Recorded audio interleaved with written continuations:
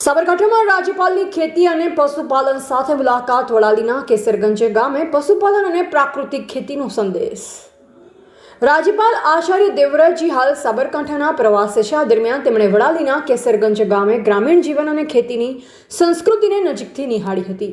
ગૌસેવાના આગ્રહી રાજ્યપાલે કેસરગંજ ગામે પહોંચી ગાયની માવજત કરી.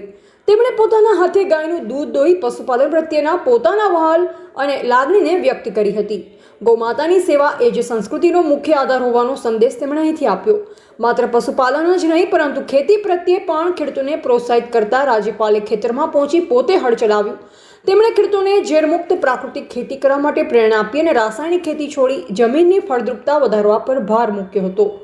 આ પ્રવાસ દરમિયાન રાજ્યપાલે બાગાયતી ખેતીના ફાર્મની પણ મુલાકાત લીધી. અહીં તેમણે સામાન્ય ખેતી અને આધુનિક બાગાયતી ખેતી વચ્ચેનો તફાવત સમજાવ્યો હતો. રાજ્યપાલે ખેડૂતોને માર્ગદર્શન આપતા જણાવ્યું કે આધુનિક પદ્ધતિઓ અને પ્રાકૃતિક ખેતીનો સમન્વય ખેડૂતોની આવક બમણી કરવામાં મહત્વનું સાધન બની શકે છે.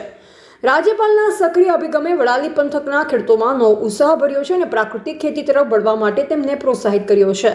એવા રાજકમલસિંહ પરમાર, ભારતની અસ્મિતા, સાબરકાંઠા.